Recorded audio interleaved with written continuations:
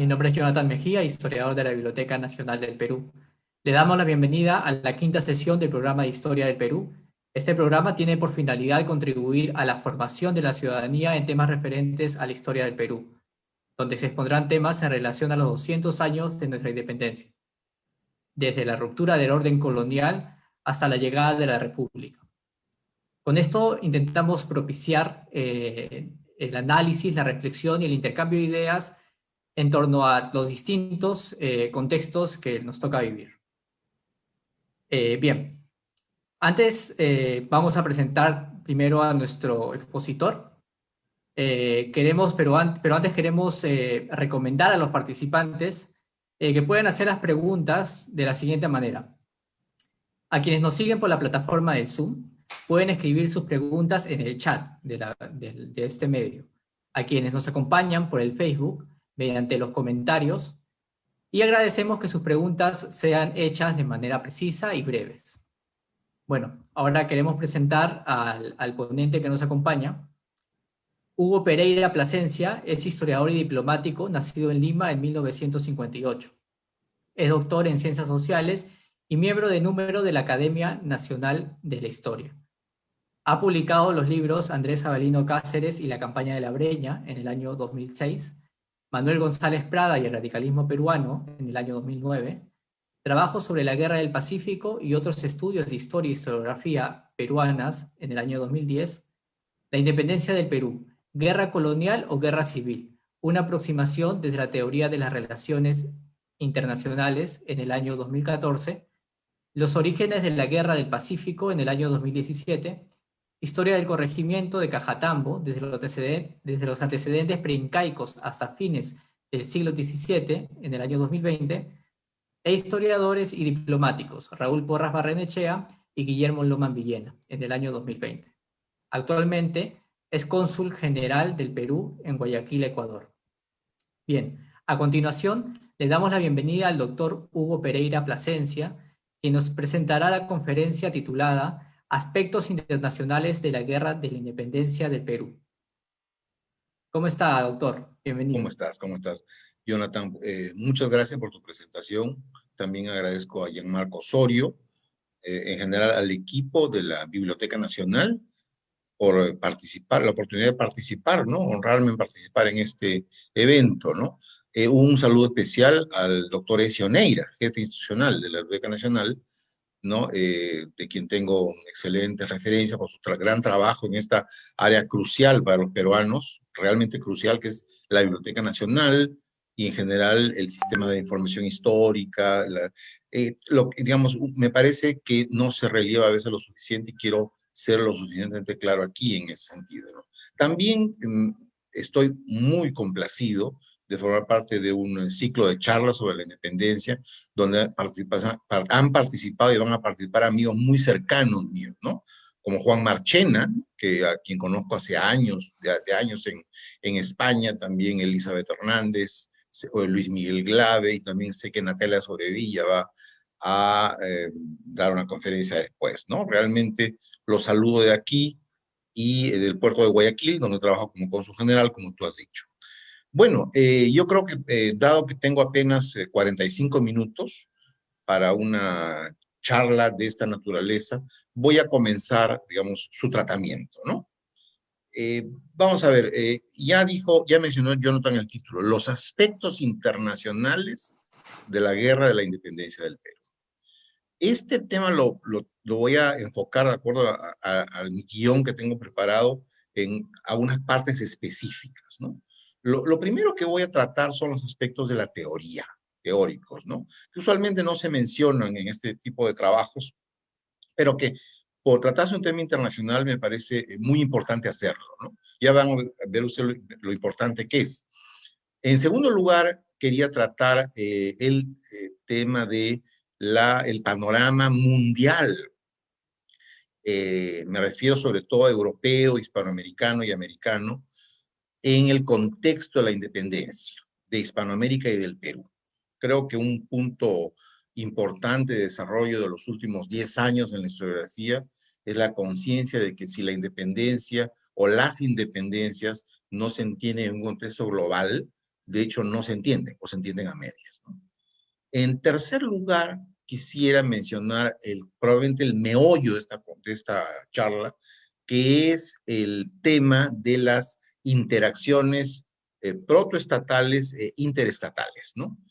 Usualmente nosotros en la historiografía tendemos a estudiar la independencia dentro de los límites de los actuales territorios de los diferentes países, ¿no? Y eso ocurre en Chile, ocurre en Argentina, ocurre en Venezuela, de tal manera que tenemos un mosaico de versiones nacionales, ¿no? Que en gran parte son míticas, ¿no? Porque, digamos, fueron hechas un poco para formar los estados-nación, ¿no? Suprimieron mucha información, ¿no? Entonces, la idea es superar esos límites mentales y reales que hay ahora y tratar de verlo en grande, o por lo menos en perspectiva hispanoamericana, ¿no? Entonces, dentro de este ámbito, entonces, lo clave es ver las relaciones interestatales, no tanto la suma de historias internas, sino la historia de los roces interestatales o protoestatales, como vamos a ver, ¿no? Y finalmente tendremos algunas muy breves conclusiones, no hay mucho tiempo en realidad, y pasaremos a las preguntas, ¿no? Bueno, veamos entonces el primer punto, sobre la parte teórica, ¿no?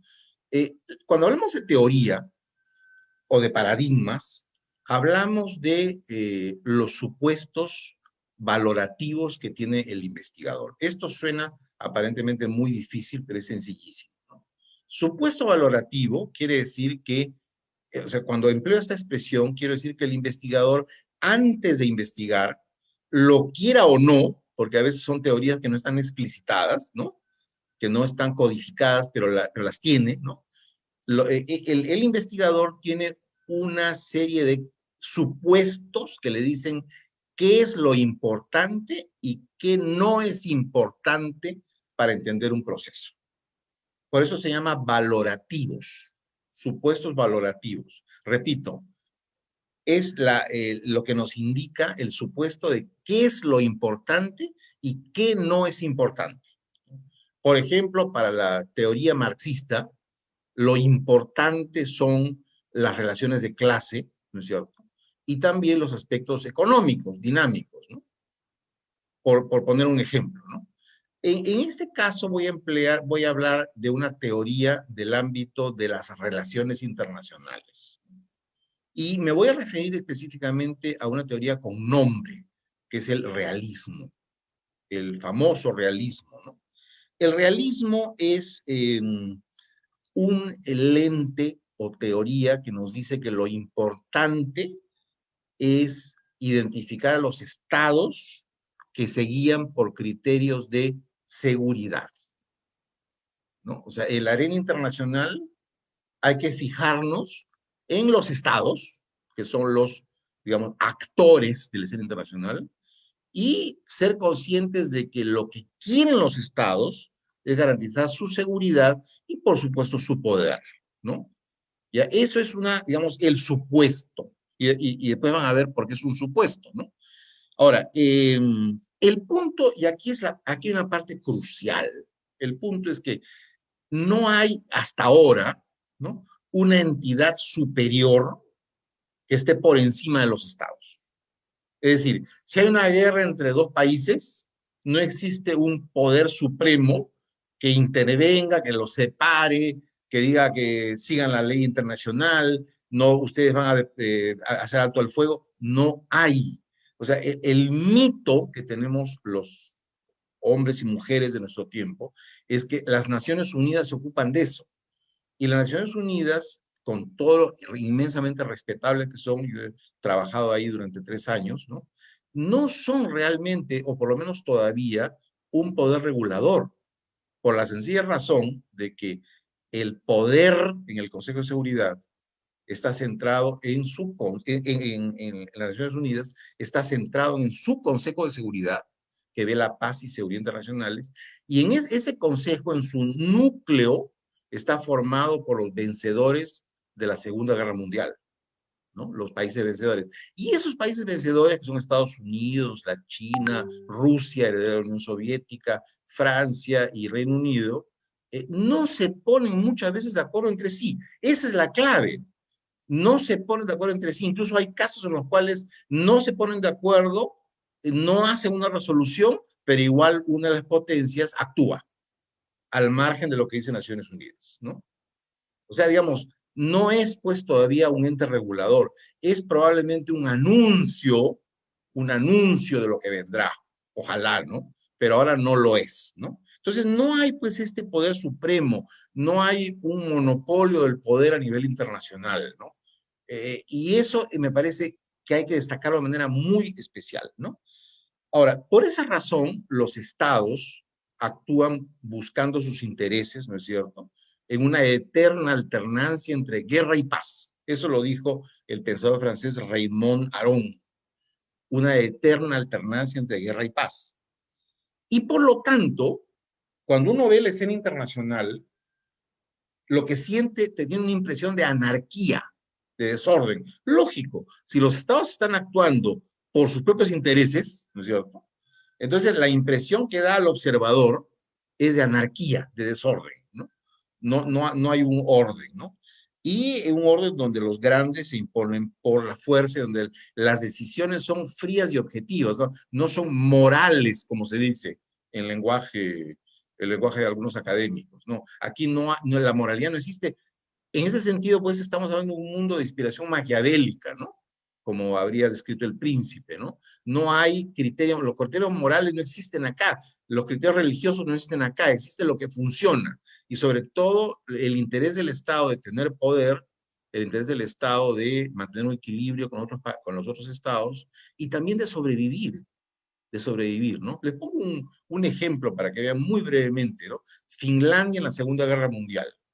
Yo recuerdo una vez un amigo que me habló amargamente de Finlandia, ¿no? Me dijo, he estudiado la historia de Finlandia en la Segunda Guerra Mundial y realmente es un pueblo que se portó con mucha deslealtad. ¿Por qué le digo? Porque se aliaron con los alemanes para invadir Rusia y cuando Rusia comenzó a ganar a Alemania, los finlandeses rompieron su alianza con Alemania. Oye, pero digo, pero ¿qué pasa contigo? Lo que están haciendo los finlandeses es actuando por sus intereses. Y en este caso, no para tener poder, sino para sobrevivir, porque ya Rusia los había invadido antes, ¿no? O sea, entiende que aquí no hay una cuestión de caballerosidad. No son seres humanos los estados. No son seres humanos. Son estados que velan por su seguridad y también en algunos casos por su poder, ¿no es cierto? Yo espero que eso haya quedado muy claro. Ahora, ¿por qué esa distinción teórica un poquito larga?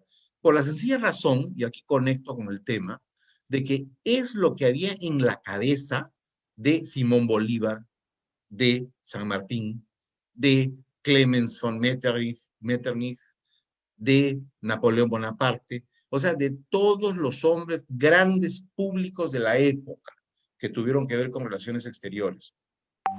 Todos tuvieron estos supuestos, exactamente estos supuestos. Lo que pasa es que no los explicitaron en una carta, como nosotros estamos racionalizando y estamos explicitándolo, pero cuando uno estudia su actuación, se da cuenta que están actuando con criterios de realismo, ¿no?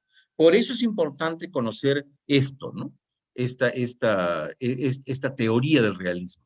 Ahora, esto es en el siglo XIX. Ojo, en el siglo XIX. Hoy día, que es otra realidad, hoy día, si bien existen algunos teóricos del realismo, ¿no? Por ejemplo, esos halcones militaristas de Estados Unidos, ¿no? Que buscan alimentar al aparato militar estadounidense, que están pensando en el petróleo en Medio Oriente, en fin. O sea, es un grupo de poder que existe. Bueno, ellos tienen una visión realista, pero se ven un poco arcaicos en esta época. Se ven un poco arcaicos, siguen siendo realistas, pero ya no hay tantos realistas como antes. Y la razón no es una menor sofisticación académica, no. La razón es que desde la década de 1960, el mundo comenzó a cambiar. En el mundo, digamos, aparecieron o se fortalecieron las grandes empresas transnacionales que comenzaron a ser otros actores aparte de los estados, ¿no? Por ejemplo, en el caso de la flota de Onassis, ustedes recuerdan que depredaba el mar peruano, eso no es un estado griego, es la flota de un armador griego privado, ¿no es cierto? O sea, en otras palabras, las empresas privadas o las grandes mineras estadounidenses, explotadoras del cobre, ¿no? No son el Estado estadounidense, son empresas privadas. Entonces pasan a ser protagonistas y actores de la escena internacional. Ya no son solo los estados. Además, hay una serie de cambios tecnológicos, una serie de cambios demográficos y comerciales, y sobre todo un enorme desarrollo del derecho internacional. Eso es muy importante. El derecho internacional crece enormemente. Por ejemplo, para dar un ejemplo, la Corte de la Haya es una creación del tiempo de las Naciones Unidas. Es el brazo judicial de las Naciones Unidas. O sea, así como hay el brazo ejecutivo, que es el Consejo de Seguridad, y el brazo legal, que es la Asamblea General, en este caso, el brazo judicial, con sede en La Haya, es la Corte Internacional de Justicia, ¿no es cierto? Entonces, miren, el tema de la delimitación marítima entre Perú y Chile fue arreglada de manera absolutamente jurídica, clara, en la Corte en 2014, porque había este mecanismo, porque el derecho internacional se había desarrollado, ¿no? O sea, en otros tiempos, la polémica se habría arreglado a cañonazos, ¿no? Pero ahora no. Ahora existe un margen importante para acudir al derecho internacional. Entonces, en otras palabras, ahora vivimos un orden más civilizado, por hacerlo. Ya sé que a muchos les va a parecer risible lo que estoy diciendo, con lo de la pandemia y los problemas, pero comparando con cómo era el mundo en el siglo XIX, realmente la gobernanza internacional ha avanzado mucho, ¿no? Entonces, volviendo entonces a la época de Bolívar, volviendo a la realidad que estudiaba el realismo, a la predominancia de los estados, volviendo a esta situación, quisiera destacar que este orden que vieron Bolívar, que vieron los próceres de independencia del Perú, es un orden que algunos académicos han llamado estado de naturaleza, donde los estados se vigilan entre sí, se estudian entre sí, se muerden entre sí, se disuaden entre sí, ¿no? Un orden internacional cuyo carácter caótico y asociado a la violencia está asociado a una selva, a un estado de naturaleza, ¿no? Esto es absolutamente crucial, decisivo para entender esta conferencia y entender de qué es la realidad del siglo XIX. Ya no es la realidad nuestra, donde ante esta nueva situación internacional ya tenemos otros paradigmas, ya tenemos otras teorías, ¿no?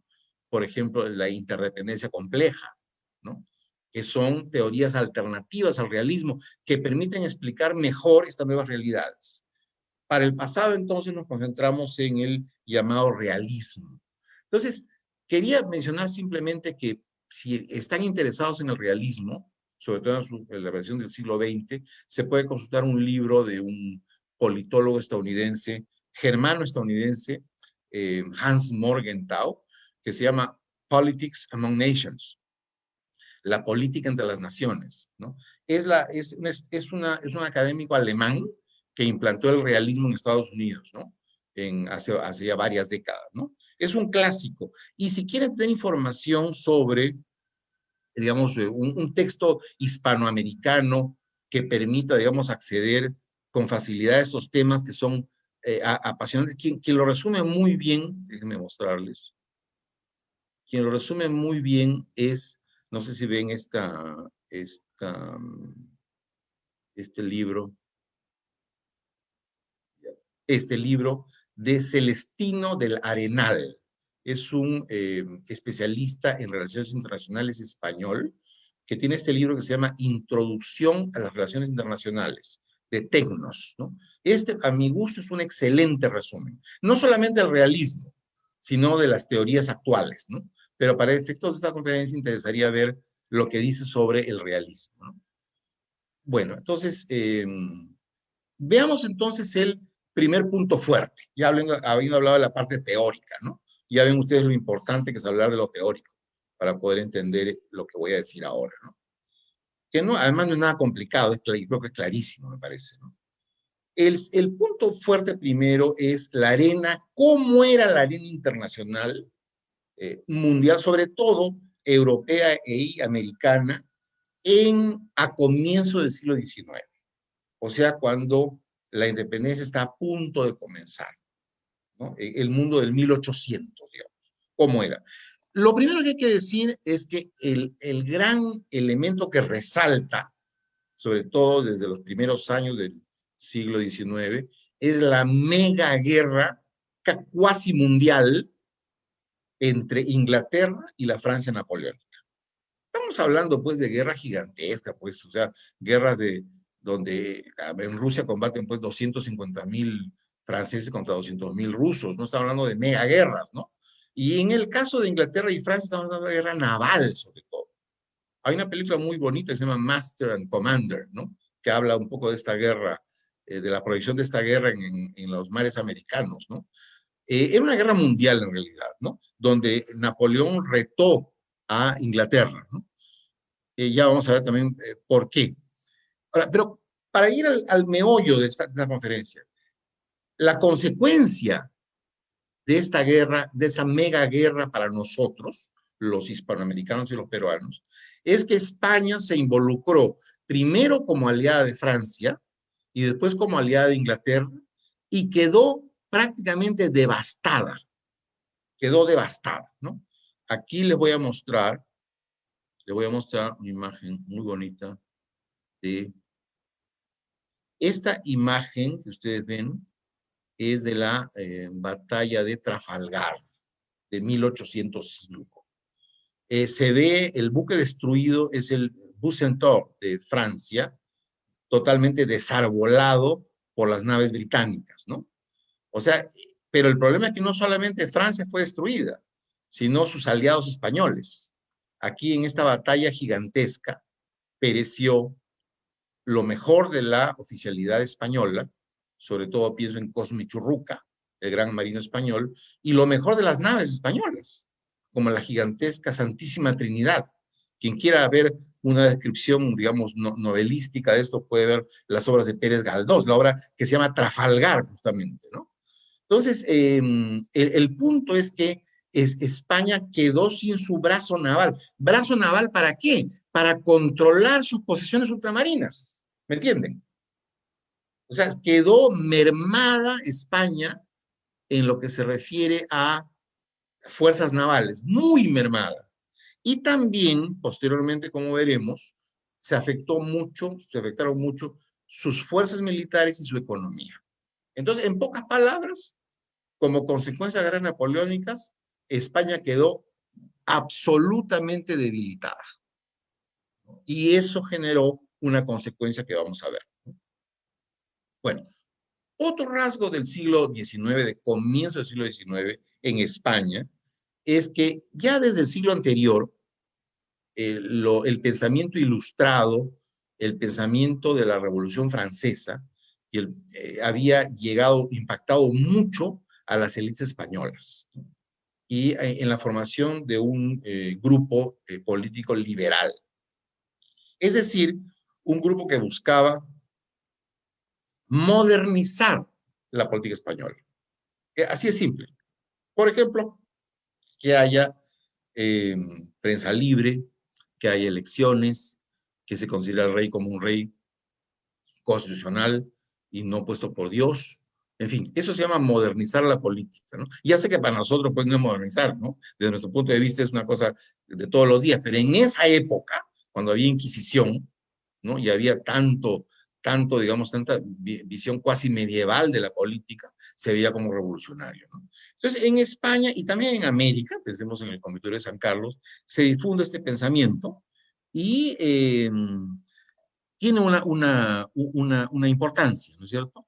Pero, digamos, lo que va a suceder es que más o menos por el tiempo de esta difusión, se inicia en América el proceso de independencia.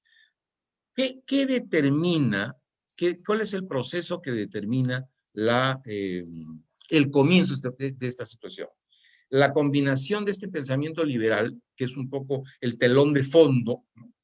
Y una crisis política que ocurrió en 1808, cuando en un contexto de pelea dinástica entre Carlos IV y su hijo Fernando VII, pues se pelean, Napoleón, con el pretexto de eh, cercar comercialmente a Inglaterra, pide permiso a España para entrar a su territorio, ir a Portugal, porque Portugal no quería aceptar este bloqueo. Por cierto que esto determina que los reyes portugueses se vayan a Brasil, pero es otra historia, ¿no? Que no cabe contar acá. Lo cierto es que en un momento dado, ya con las tropas francesas en España, prácticamente Napoleón secuestra a papá e hijo, prácticamente, porque Napoleón no cree en nadie, ¿no? O sea, en España realmente no pueden ver, no hay ni un solo monumento a Napoleón, ¿no? Lo detestan como casi como una peste, ¿no? Entonces, Napoleón capturó a estos padre e hijo, lo llevó a Francia, los amenazó y les dijo que tenían que dejar digamos, abdicar a ambos, ¿no? Y él nombró a su hermano José como rey de España, ¿no? Por supuesto que ese es un episodio vergonzoso en la historia de España, y los propios españoles lo dicen, porque en realidad lo que correspondía aquí a los reyes era morir, por supuesto, ¿no? O sea, si eran reyes, pues a un rey no lo mueven pues, ni con dinamita, ¿no? Ni amenazándolo, porque ¿qué es lo que pasaba? Que no entendemos, que cuando llegaron las noticias en España, que había una vacancia a la monarquía porque los españoles no aceptaron al rey José, al rey francés, se produjo una conmoción en España, ¿no? No podemos entenderlo porque ya no tenemos regímenes monárquicos, pero es como si la cabeza de un cuerpo político desapareciera. Entonces, la reacción del pueblo español, y también, como veremos en América, fue, ya que no hay rey temporalmente, entonces el poder revierte en el pueblo y revierte en juntas, ¿no? Esas juntas se crearon tanto en España como en América. Y esto se combinó con el pensamiento liberal, ¿no? Entonces, en pocas palabras, ya yendo a América, donde aparecen juntas que deponen a los virreyes y asumen el poder, como en Chile, en Buenos Aires, en Caracas, en Bogotá, en Charcas, en Quito, el común denominador es que expulsan a los virreyes con el razonamiento de que ya no hay rey, o por lo menos no hay temporalmente un rey, porque ellos siguen siendo fidelistas, ellos gobiernan en nombre de Fernando VII, ¿no? Salvo en el Perú. En el Perú no se produce la destitución del virrey, ¿no? Solamente en las otras partes. Y en este momento, recién en este momento, es que el imperio, los cimientos del imperio español se aflojan, tambalean. Recién en este momento. En 1808, 9, 10, 11, cuando se produce la combinación de la crisis de la monarquía española con el florecimiento del pensamiento liberal, ¿no? La combinación es la que, digamos, conmueve el edificio de la monarquía universal que tenían los reyes Borbones. Ahora, en la América hispánica, ahí lo digo desde el comienzo, los primeros en rebelarse son los pueblos de la periferia, los más violentos además, ¿no? Caracas, por ejemplo. En Caracas hay, como dice John Lynch, la revolución violenta. Bueno, revolución violenta quiere decir juntar a 500 españoles y matarlos a machetazos, ¿no? Eso quiere decir revolución violenta, ¿no? Ese significa, o sea, es una revolución cuasi bárbara, digamos, ¿no? Y lo mismo en el Río de la Plata y en Chile. Pero ojo, y eso lo digo desde el comienzo, la rebelión comienza en la pobre periferia, no en el rico centro. Ojo, eso también es muy importante para ir digamos, armando el panorama, ¿no? Y en un contexto en el cual España, como digo, no tenía recursos para intervenir. Me refiero a recursos militares y navales para intervenir. Ahora, primer tema, primer punto, y no dejemos pasar esta conclusión. la independencia de Hispanoamérica tuvo su origen en el imperialismo napoleónico. Primera conclusión.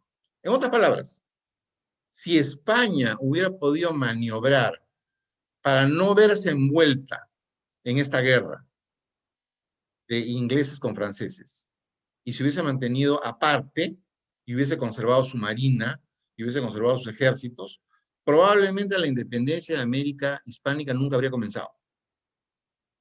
Esa es la primera conclusión. O sea, por eso he titulado esta conferencia, Aspectos Internacionales de la Guerra de Independencia del Perú. En este caso es una relación planetaria. Hay relación entre lo que pasó con Napoleón y el hecho de que la monarquía española se removió en América, ¿no? Hay que también subrayar otra cosa. El pensamiento liberal es muy importante. La inspiración de la Revolución estadounidense es muy importante. La revolución de los derechos humanos en Francia es importantísima. Sí, nadie lo niega. Pero ojo, no habría bastado para impulsar la revolución. Eso lo dice muy claramente un historiador ecuatoriano, estadounidense, Jaime Rodríguez, ¿no? En un libro que se llama La Independencia de la América Española, un libro clásico. Dice, no, un momentito, es muy importante el pensamiento liberal, pero no habría bastado, no era suficiente.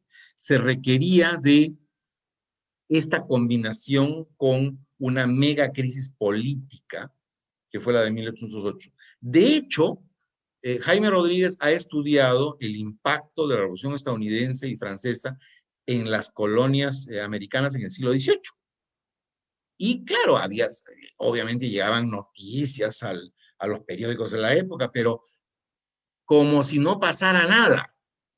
Ustedes estudian Hipólito Unanue en esa época, nada, cero. O sea, es como cuando escuchamos noticias de la guerra de Afganistán nosotros, ¿no? O sea, sabemos de la guerra, pero ¿qué nos afecta? Nada, ¿no? El imperio sigue. Eso en el siglo XVIII, pero ya en el siglo XIX, con las guerras napoleónicas, sobre todo la crisis de la monarquía, ya la cosa cambia.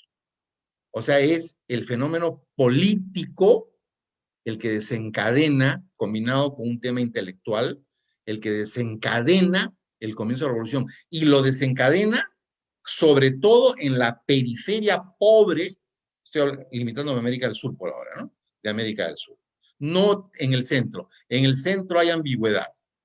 En la periferia, en cambio, hay mucho más decisión, ¿no? Entonces, la otra conclusión también que voy diciendo de pasadita, ya dije una, ¿no? Y esta quizá es la más herética de todas, ¿no? Según alguien se va a molestar por lo que voy a decir. Pero la verdad es que este desencadenamiento de la revolución violenta, ¿no es cierto?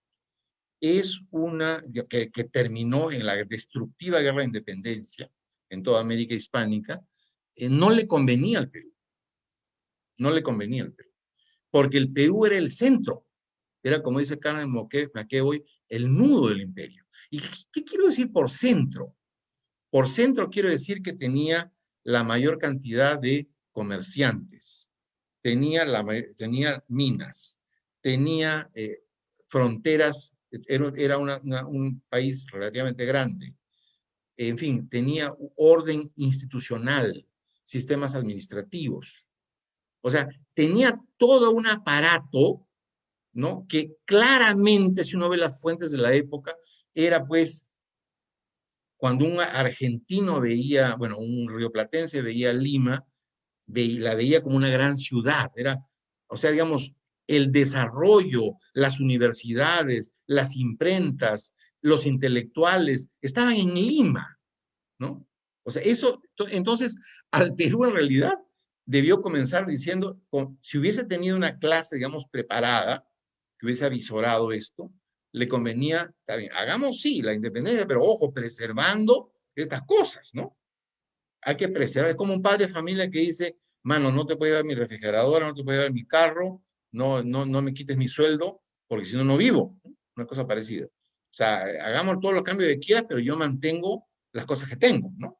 Entonces, no hubo un pensamiento sobre una conciencia de esto, y sobre todo, no solamente debió ser más gradual la independencia, estoy pensando en Australia, por ejemplo, en Nueva Zelanda, que terminaron independientes en el Imperio Británico, sino además hecha por peruanos. Ojo, esto puede sonar nacionalista, pero en realidad no lo es, ¿no? Ahora voy a explicar por qué en vinculación con el realismo. O sea, un proceso fructifica, sobre todo cuando lo hace la propia gente. Por eso, digamos, se habla de el principio de autodeterminación, ¿no? Porque cada pueblo tiene que encontrar su propia solución, ¿no? Cuando otros pueblos intervienen, y aquí ya estoy hablando de relaciones internacionales, casi siempre lo hacen no por los intereses del pueblo en el que está interviniendo, sino por sus intereses. No sé si me explico. Cuando los estadounidenses desembarcan en Omaha, en Normandía, la visión que se tiene es la de las chicas francesas besando a los americanos, nos están liberando. Claro, esa es la parte, pues, del floro, como se dice, ¿no? La parte romántica. Pero los americanos no están ahí para recibir besos chicas francesas. Los soldados americanos están ahí porque el interés de Estados Unidos era acabar con la Alemania nazi y volver a la Europa anterior. Ese era el interés de Estados Unidos. No es un tema de amor o de odio a un pueblo. Es un tema de interés, en este caso de fuerzas de intervención. Las fuerzas de intervención rara vez tienen que ver con la felicidad del pueblo donde intervienen. Rara vez, rara vez. Por lo general expresan intereses de los países de origen, ¿ya? Voy avanzando esta idea porque es otra idea también crucial, ¿no? Ahora, ¿dónde se dio el punto de no retorno? Y aquí esta es una teoría mía, ¿no? El punto de no retorno en el cual los americanos dijeron, no, se acabó. El imperio español no puede seguir, tenemos que ver algo alternativo, probablemente la independencia. ¿Cuándo? ¿Cuándo?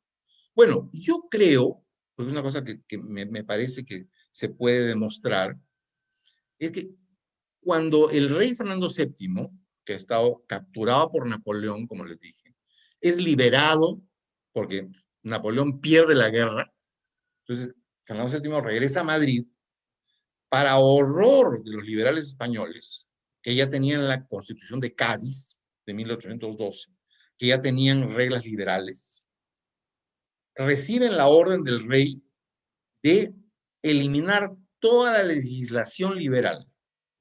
O sea, es horror lo que produce esto.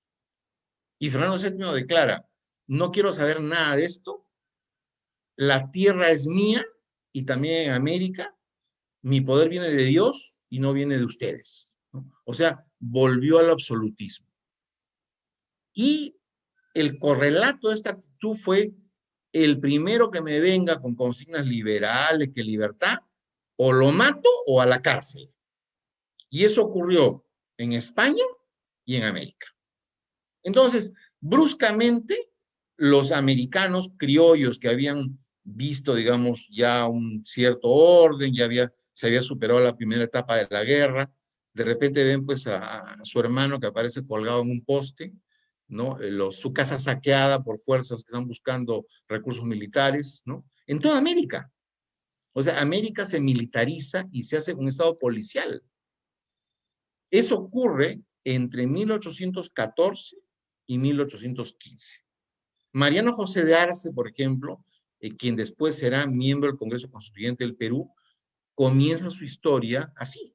En Arequipa hace declaraciones, digamos, a favor de la libertad y tiene que huir de Arequipa, esconderse, porque la policía lo quiere agarrar y lo quiere reprimir. Hablo de estos años, ¿no? O sea, este es el momento en el cual O'Higgins, veamos la biografía de O'Higgins en Chile.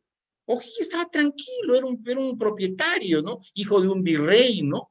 Pero de pronto ocurre esta situación de militarización y de represión policial y también es de los que piensa que hay que cambiar. Ribagüero en el Perú, con todos los conservadores que eran los peruanos.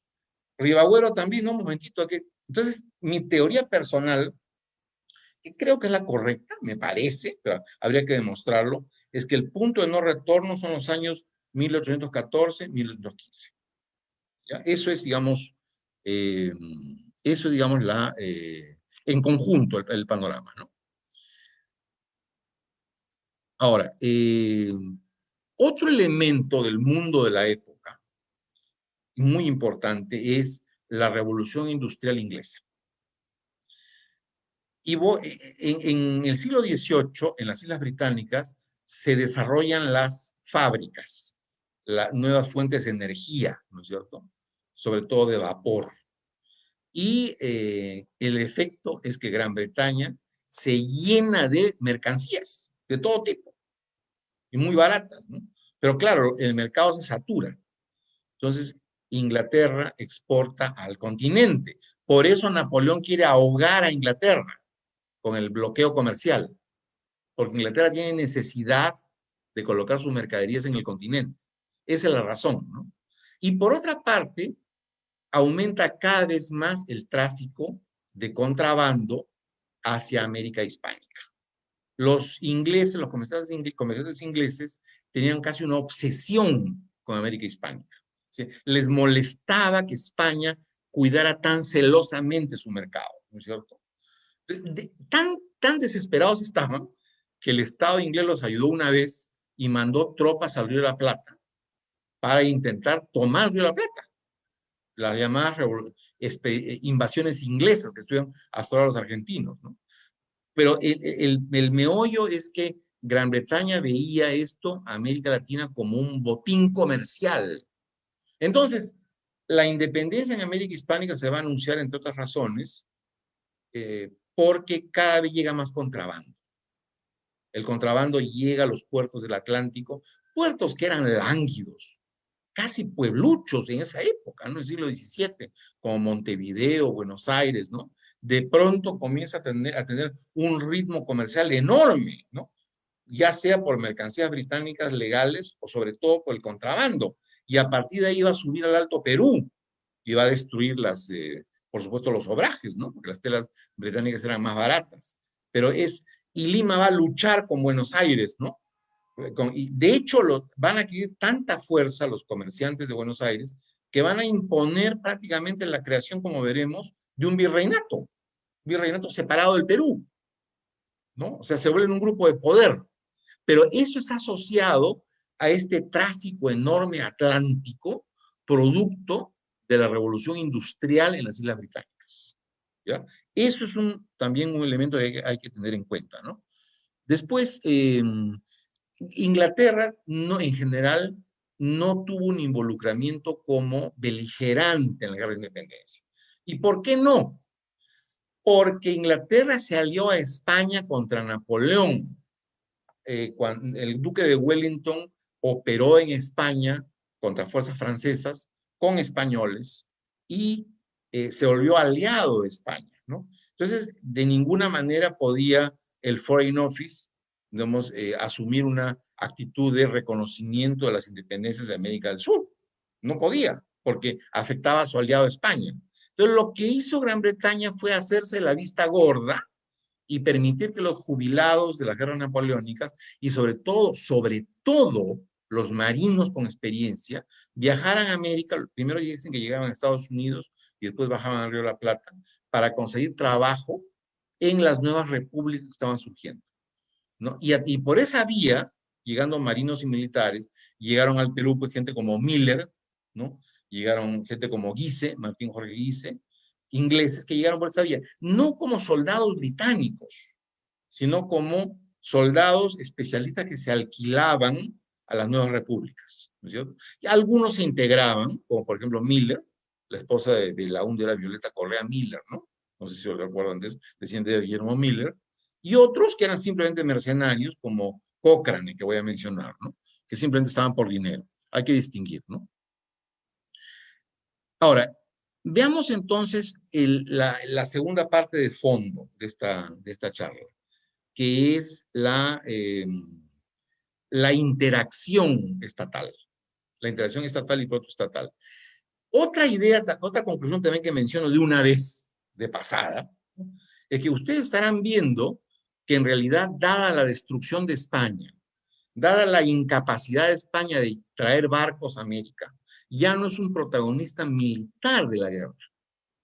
Por lo tanto, las fuerzas españolas, entre comillas españolas, son esencialmente de locales realistas en Nueva Granada, en Chile, en el Perú. O sea, no son catalanes, madrileños, no. Son locales, cusqueños, santiaguinos, caraqueños, que son realistas, que es diferente, ¿no? Son como los canadienses. Los canadienses en el norte combatían con casaca roja, ¿no? Entonces, pero eran canadienses, ¿no es cierto? Entonces, no es lo mismo España que peruanos realistas. Entonces, lo que quiero subrayar acá, porque ya se me va el tiempo, es que ya no es tanto una guerra entre España y sus colonias. Ya no es tanto eso. Es una guerra con muchos rasgos internos entre las nuevas entidades estatales.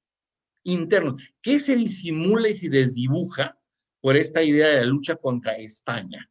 Pero si ustedes analizan la data fría, se van a encontrar con que en realidad ya fue una lucha entre americanos. Es algo parecido a cuando se muere la mamá, ¿no es cierto?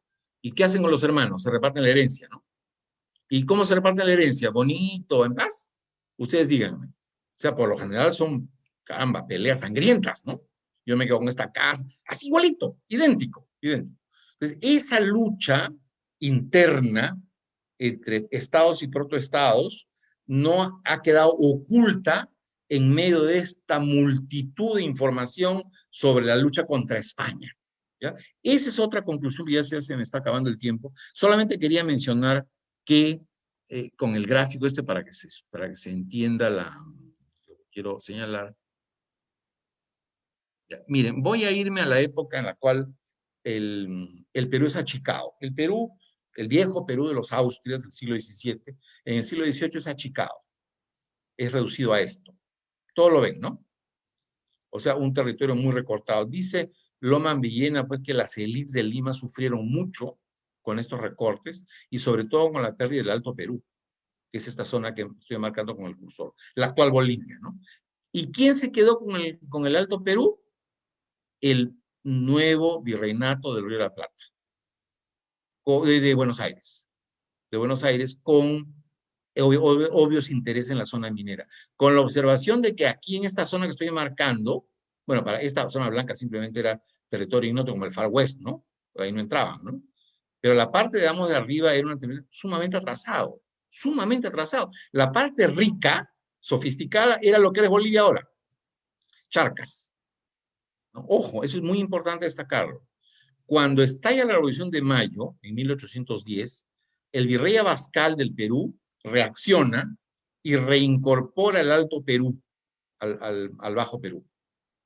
No lo hace solamente como un gesto de desconfianza frente a estas juntas, sino porque está respaldado por la élite limeña que tenía añoranza del viejo Perú de los Austrias, del viejo Perú asociado a Sudamérica. Entonces, hay un poco, como dice el historiador Brian Hamnet, una especie de sentimiento de venganza de Lima. Entonces, Abascal articula esto, obviamente se expresa en plata de los comerciantes radicados aquí, ¿no? Entonces, hay una especie de proto-peruanismo.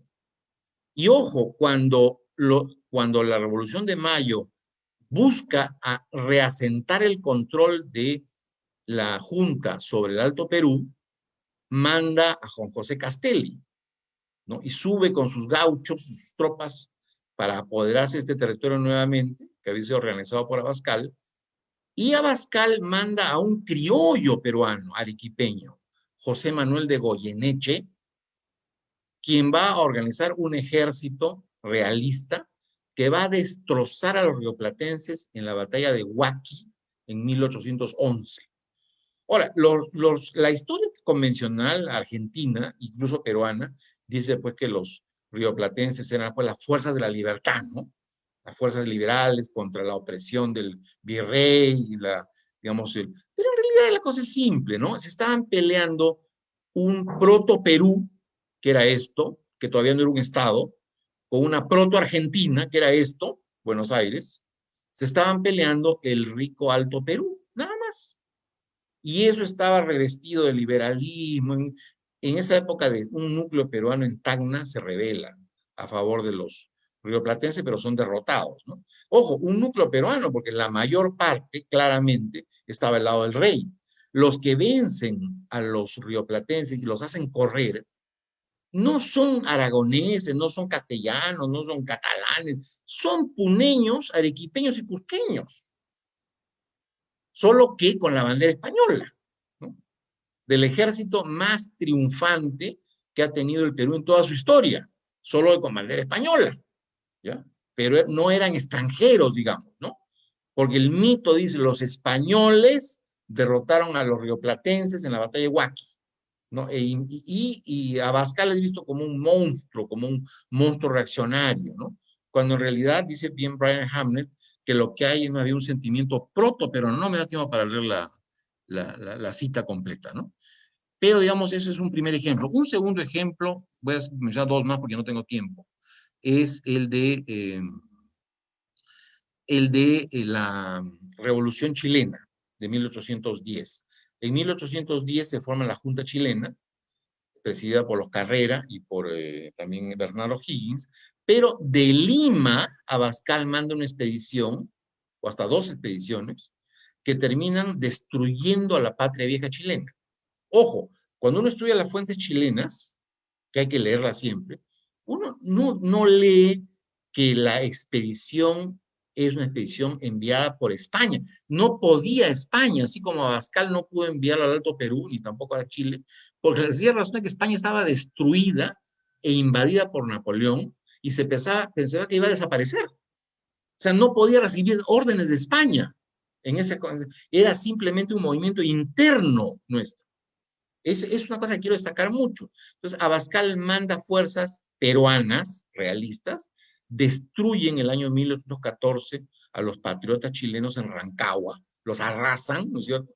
Y desfilan estos peruanos con bandera española en Santiago, desfilan, como me están escuchando, en triunfo y encima vitoreados por la gente. Eso no está en fuentes peruanas, eso está en fuentes chilenas. O sea, un poco la sensación inicial de estos pueblos que vieron la victoria de las fuerzas peruanas realistas es, nos están librando de estos nuevos gobernantes saqueadores. Un poco es eso, ¿no? Porque claro, como tenemos la visión de buenos y malos, cuando Castelli subía a Potosí y casi destruyó a polvorazos la casa de Moneda de Potosí, los historiadores dicen, bueno, pues es la guerra, ¿no? Cuando se veía saqueos, la guerra. Pero basta que Goyeneche haya colgado dos o tres realistas para que haya un salvaje, un reaccionario. O sea, hay una visión de buenos y malos que es bueno superar, ¿no? Más bien, las fuerzas que venían del Perú eran un poco las restauradoras de la civilización. O sea, hay que verlo de esa manera. Por lo menos así lo sintieron la gente de Chuquisaca, la gente de Potosí, la gente de Santiago, ¿no? O sea, es una restauración del orden, ¿no? Después, obviamente, la cosa va a cambiar, porque San Martín va a invadir el año 17 Chile, va a tomar Chile, va a destruir las fuerzas realistas de Chile. Por cierto, un soldado realista de la época era Ramón Castilla, soldado realista, no patriota, ¿no? Que es tomado prisionero, y después va a preparar la invasión al Perú, ¿no? Lo primero que hace Chile, pobrísimo, no sé cómo lo hizo, es admirable realmente, es construir una escuadra, montar una escuadra y poner a su mando un mercenario, Cochrane, que se va a dedicar, así aparece en los libros, a destruir la flota española y los barcos españoles de comercio del Pacífico. Así verán ustedes los libros. Señores, los barcos españoles eran barcos peruanos, solo con bandera española. Eran barcos radicados en el Callao, en Paita, en los puertos arequipeños, en Arica. O sea, no eran, tenían la bandera española, pero pertenecían a la economía peruana. Y la razón de esto es que Chile, ya liberado en 1818, no quería que se repitiera un Rancagua. No quería que llegara otra expedición de Lima a destruirlos. Quería neutralizar eso. Entonces, a partir de esa expedición de Cochrane, que hay que destacar mucho, 2019, prácticamente con el ahogamiento, con la destrucción de la flota realista peruana, desaparece la posibilidad total militar de España de intervenir. En otras palabras, como se ve claramente cuando se estudia los documentos españoles de esa época, en la corte de Fernando VII ya se decía que el Perú estaba perdido desde 1819. Y estaba perdido. O sea, ya España no tenía manera de intervenir. No, lo que se mantiene en el Perú es un bando realista, formado por cientos de miles de realistas peruanos, dirigidos por 1000 nacidos en la península, entre ellos el virrey. Primero Pezuela y después la Serna. Eso es. Pero eso no es España. O sea, eso es otra cosa. Eso es la sierra peruana realista, que es diferente, ¿no? Bueno, finalmente, pues ya no me dé el tiempo, quería ver este mapa, el mapa de Restrepo de 1827. No es el original, es una copia, un mapa de la Gran Colombia en 1827, ¿no? Fíjense ustedes que este territorio que marco como el cursor es el actual territorio peruano.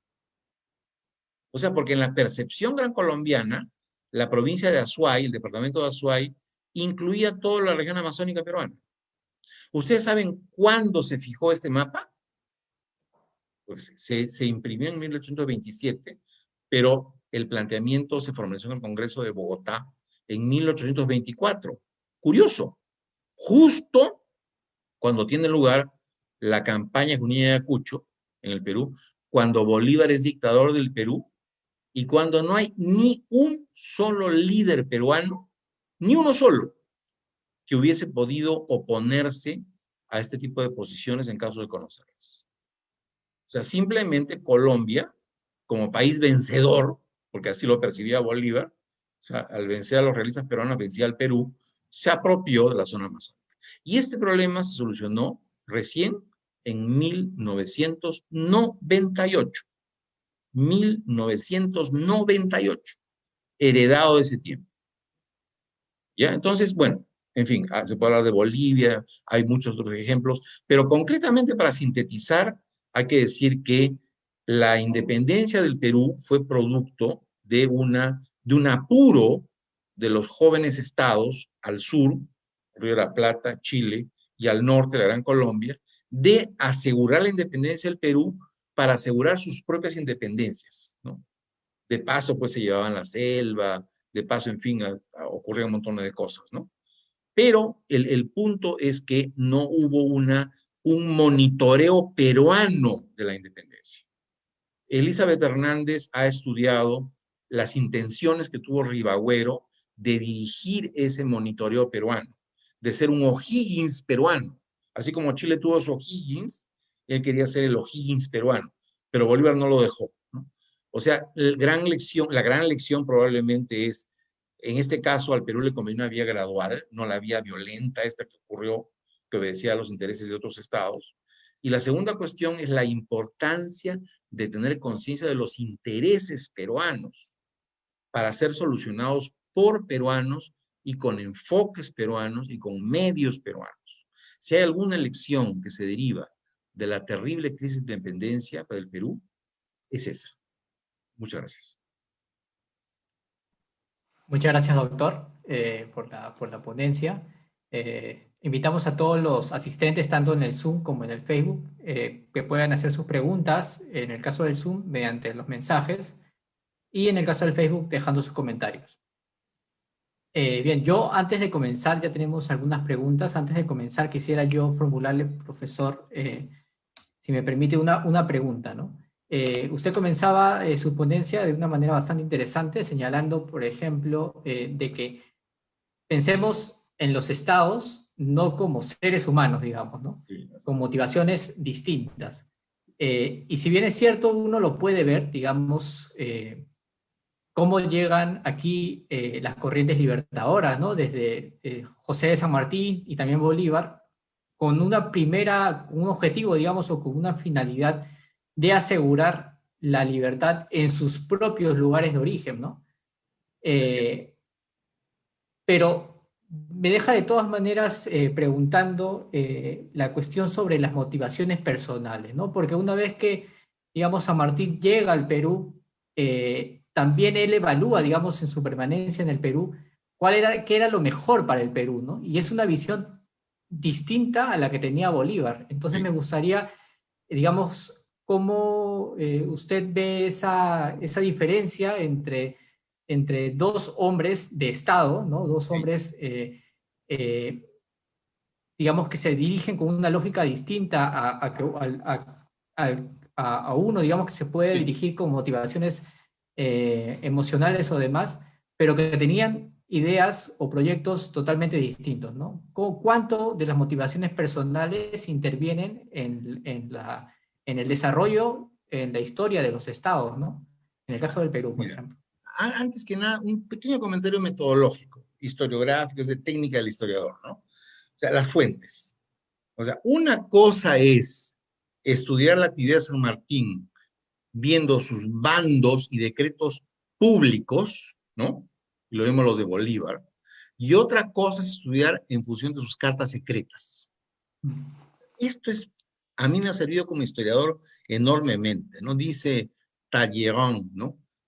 ¿Cómo es? La parole a été donnée à l'homme pour déguiser sa pensée. La palabra ha sido dada al hombre para ocultar su pensamiento. El principio de la política, ¿no? Tú ves raro que un político te exprese todo lo que tiene en la cabeza, ¿no? Muy raro, ¿no? Bueno, esto también se aplica, no digo peruano solamente, todo el mundo, ¿ah? En todo el mundo, ¿no? Ya ves, está llegando, ¿no?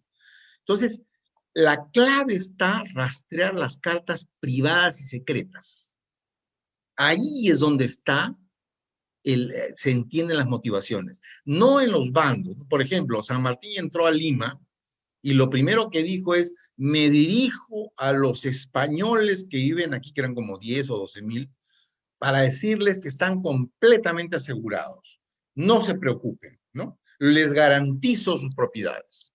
Bueno, un año después hay 10,000 españoles expulsados, ¿no? O sea, te das cuenta de la diferencia, ¿no? O sea, hizo todo lo contrario de lo que había dicho. Entonces, el primer tema es, como te digo, metodológico. Cómo dar con ese hilo conductor en las cartas secretas, ¿no? Por ejemplo, cuando Sucre llega a Lima en mayo de 1823, también claramente dice, los peruanos creen que estamos acá por, no sé, no entienden por qué yo estoy acá para alejar la guerra de Colombia, yo estoy acá, o sea, lo dice sus cartas a Bolívar. O sea, la diferencia entre Bolívar y San Martín, ya en el plano de las cartas personales, San Martín no escapó a este patrón de interés nacional, por si acaso, pero evidentemente, haciendo un balance y una comparación con Bolívar, tuvo mucho más empatía con el Perú, ¿no? Tuvo mucho más preocupación por el Perú, un poco más, no mucho más como se piensa, pero un poco más, ¿no?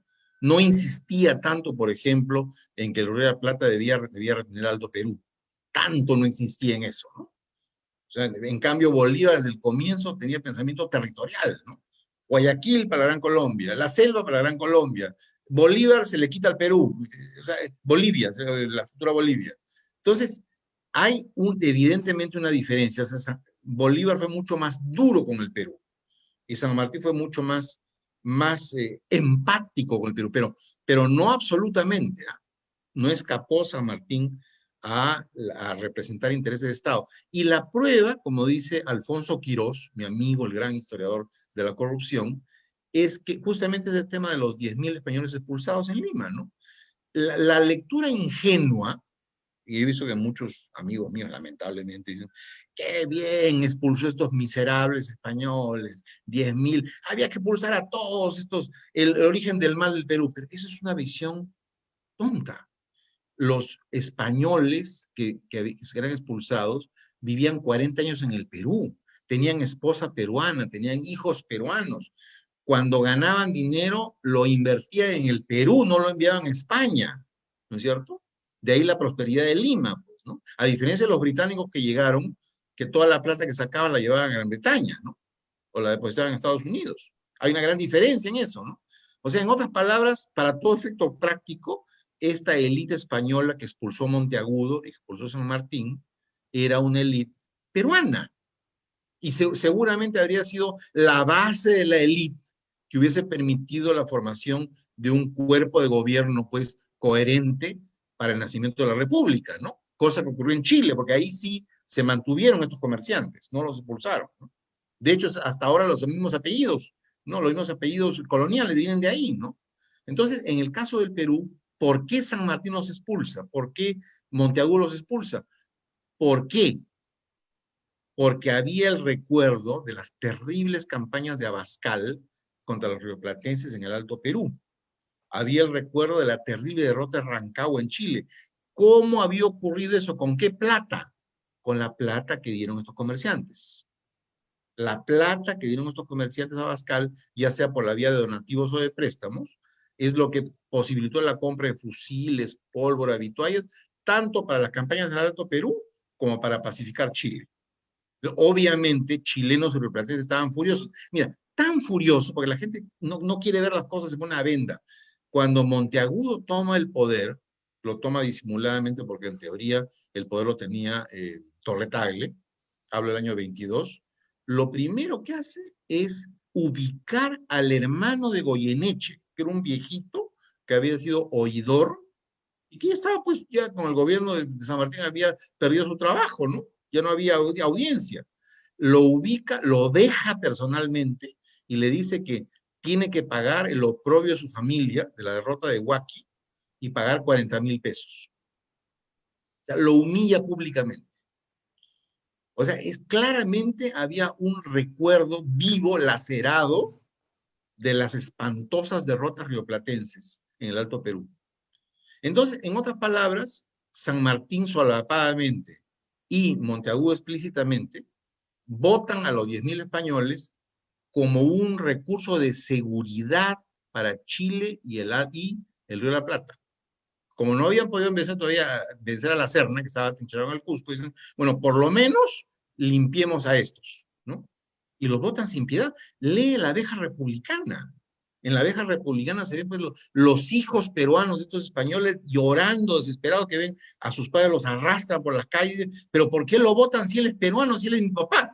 ¿No? Las damas limeñas, por favor, si eres un peruano, ¿no?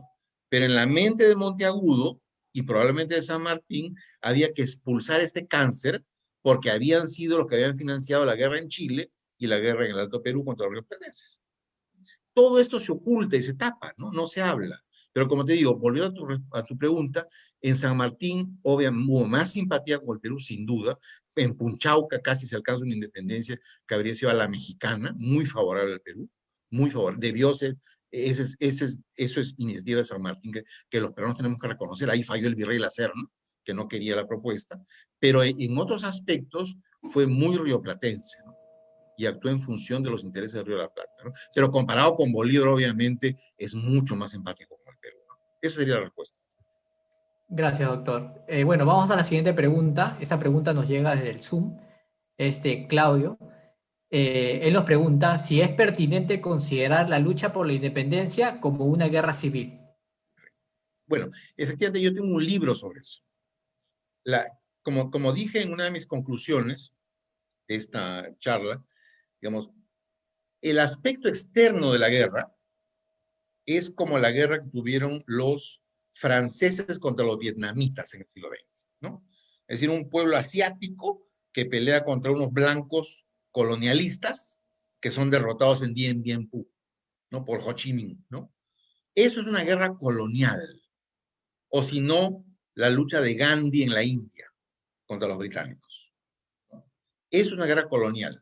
Pero lo que ocurrió en América Hispánica, no solo en el Perú, no fue una guerra colonial, fue una guerra civil, porque en ambos bandos había indios, negros, blancos y hasta españoles, ¿no?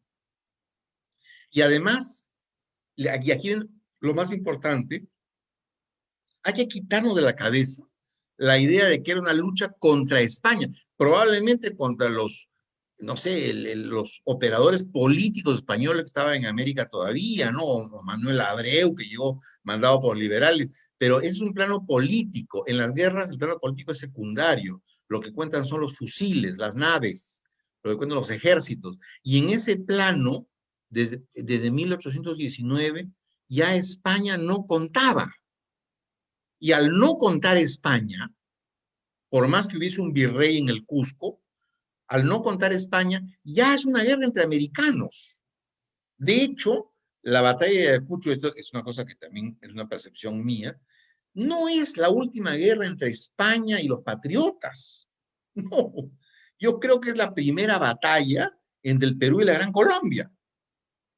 Porque si tú ves en el bando del virrey La Serna, 7.000 eran nacidos en el Perú, 7.000, y solamente 500 eran oficiales nacidos en la península. Solamente 500. ¿Tú te puedes imaginar un ejército de 7.000 dominado por 500 personas? ¿Racionalmente? No, lo que pasa es que no estaban dominados, no estaban, sino que ellos voluntariamente apoyaban la causa del rey, como pasó con Leandro Castilla, el hermano de Ramón Castilla, que combatió en Ayacucho, ¿no? Y que después se encontró con su hermano, ¿no? Entonces, guerras civiles en ese sentido, de que había un bando de peruanos realistas y un bando de peruanos de la patria. Desde ese punto de vista es una guerra civil, ¿no? No es una guerra colonial, ¿no? No sé si ha quedado clara la explicación.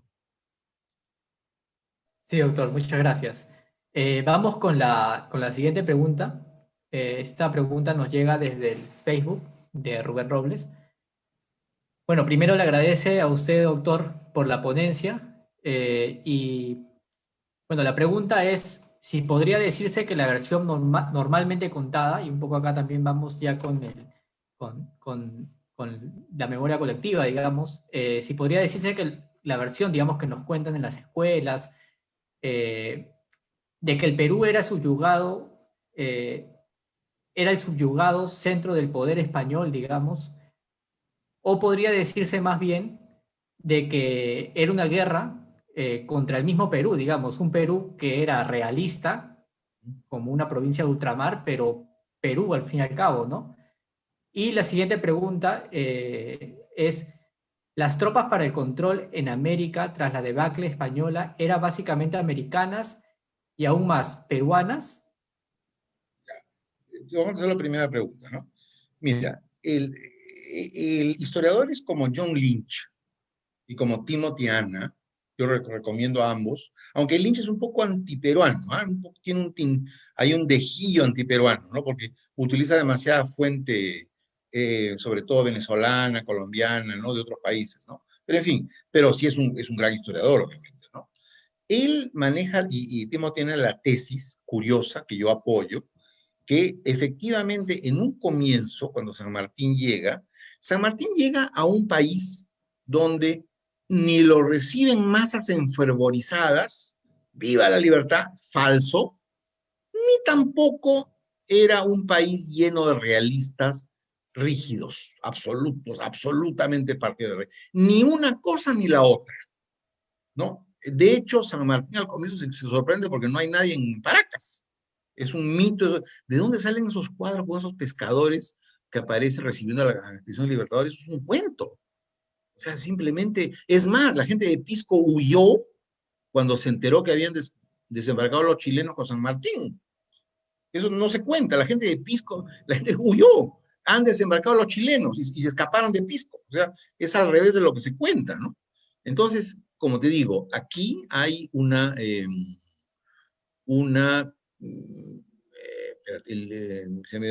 para dar ejemplo, el hilo conductor, la, la nacionalidad peruana, efectivamente, se desarrolla, digamos, definitivamente hay una identidad con el Perú, no es que no haya habido nada, de hecho hubo Mercurio peruano, ¿no? La famosa revista. Y San Martín, pese a encontrar cierta tibieza al comienzo, es un gran político, ¿no es cierto? Tiene mucho carisma, ¿no?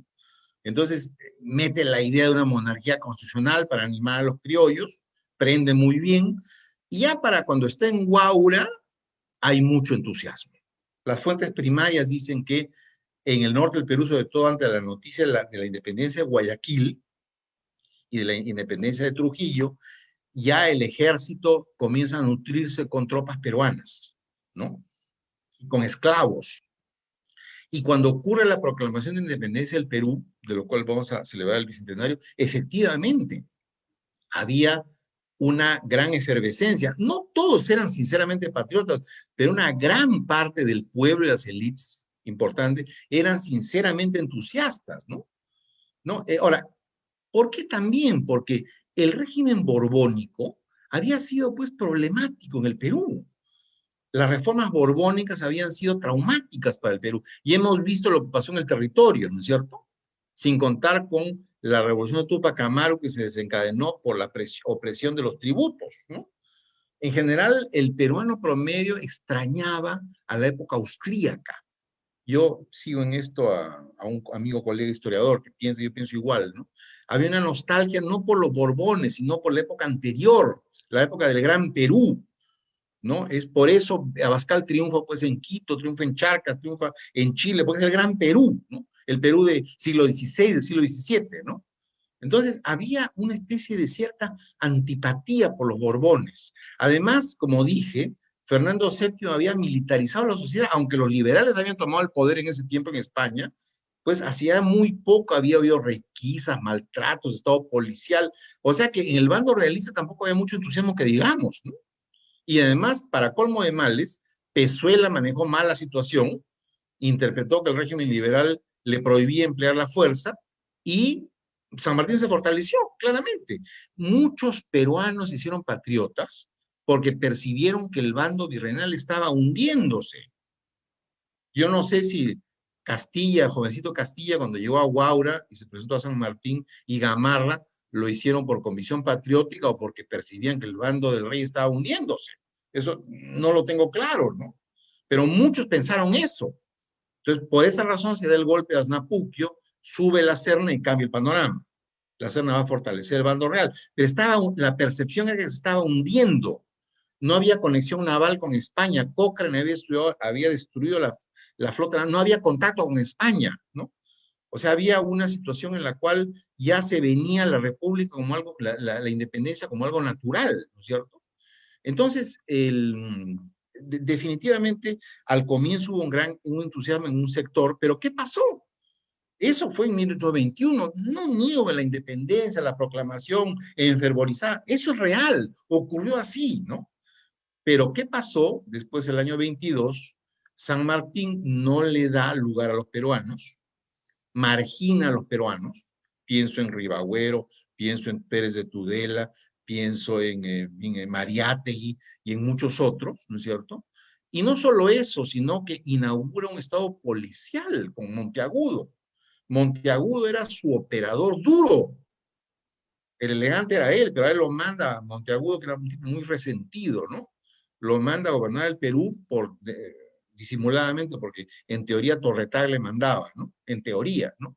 Y este señor pues impulsa la sociedad patriótica para forzar una monarquía, en fin, hace tropel y medio, saquea, roba las iglesias, viola mujeres, es decir, una cosa espantosa. Entonces, Timotiana dice, curioso, el año 20, si bien el 21 hubo mucho entusiasmo, el año 22 la población de Lima era población prácticamente ocupada por los representantes de chilenos y una población que comenzaba a extrañar a los españoles. Y curiosamente, la identidad patriótica peruana se desarrolló contra estos extranjeros, que además eran pobres, saqueadores, como he dicho, venían de zonas periféricas, ¿no? Y comenzaban más bien a extrañar a los españoles, con los cuales muchos sentían ahora mayor proximidad. Eso no se dice mucho. La fotografía se deja en 1821, pero no se dice qué pasó después. Entonces, repito, la identidad peruana paradójicamente se formó no tanto contra los españoles, para los cuales hubo antipatía inicial, como te he mencionado, sino cuando vieron quiénes eran estos chilenos, estos argentinos y sobre todo colombianos. Cuando llegan los colombianos son tropas decapitadoras, o sea, las fuentes son muy claras, ¿no? Son fuentes, saquean el Perú, saquean el norte, saquean, o sea, digamos, el pueblo peruano se horroriza ante estos latinoamericanos, hispanoamericanos pobres que saquean al Perú.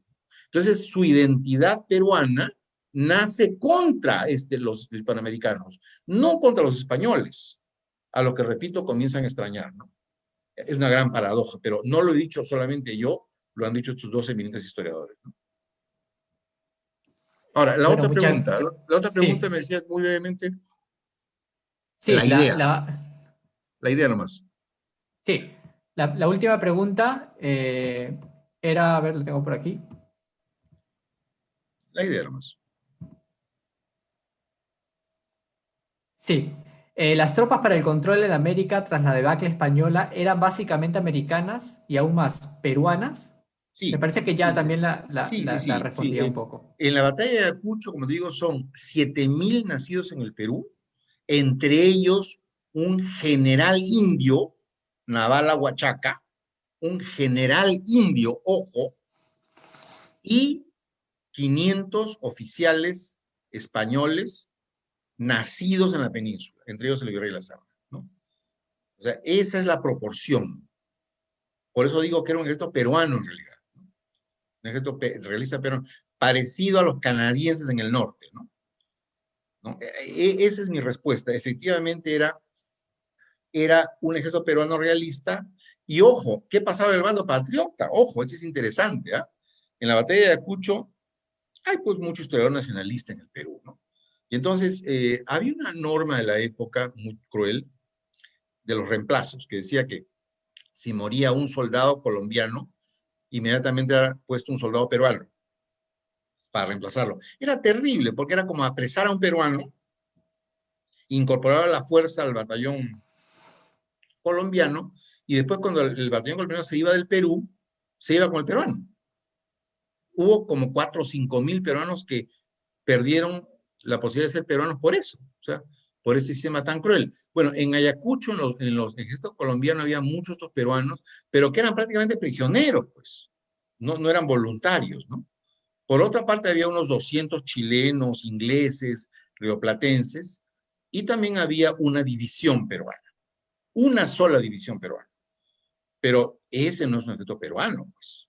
El ejército peruano estaba al otro lado.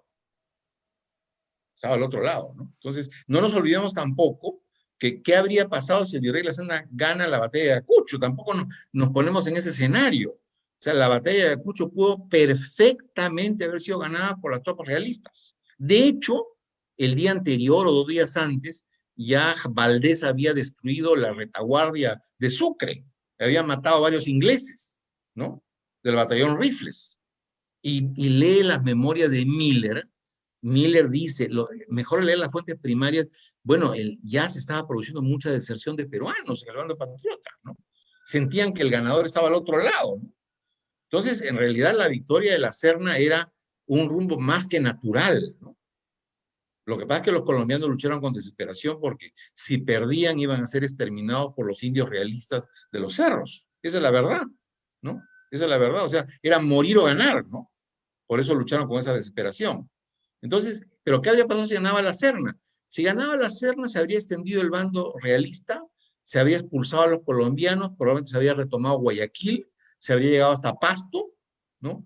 Y sabe Dios que había tomado el Alto Perú. Pero claro, como España estaba exánime, no podía mandar ni un barco, no podía mandar ni un solo soldado, pues al final habría tenido lugar una independencia del Perú. Al final, por la fuerza de los hechos, porque ya el norte era libre y el sur era libre, Sudamérica, al final se habría formado una entidad, no sabemos si monárquico republicana, pero independiente. Porque, repito, España ya no jugaba en esto, ya no jugaba. Quien jugaba era el bando realista, que es diferente. Entonces, probablemente ese habría sido el resultado de una batalla de Ayacucho en caso el virrey hubiese triunfado. O sea, las fuerzas de la sierra peruana hubiesen triunfado. Esa es mi percepción, ¿no? Bueno, doctor, lamentablemente el tiempo nos ha ganado. Le queremos agradecer por su participación en este programa de Historia del Perú. También trasladarle el agradecimiento de los participantes. Nos han dejado pues las felicitaciones y agradecimientos en los mensajes del Zoom y en los mensajes del Facebook. Les aprecio a todos una excelente ponencia. Y bueno, muchas gracias por todo, doctor. Muchas gracias, Jonathan. ¿Ah? Gracias también a todo tu equipo. Ya, felicidades. ¿Ah? Sí, gracias. Gracias. Bueno, antes de concluir con la sesión de hoy, les comentaremos que todas las sesiones están siendo grabadas y se colgarán próximamente en las redes sociales de la institución, en Facebook, en YouTube y también en la plataforma del podcast. Al público asistente le agradecemos su participación el día de hoy. Los esperamos en nuestra próxima sesión, el lunes 19 de julio, fecha donde el capitán e historiador Michel Laguerre presentará la conferencia Los indios de la Armada Peruana y su aporte a la independencia del Perú. Finalmente, los invitamos a seguir las actividades culturales de la Biblioteca Nacional de Perú y les recomendamos que continúen con las medidas de prevención, el uso de mascarillas, lavarse las manos y mantener la distancia física. Gracias por su participación y muy buenas noches.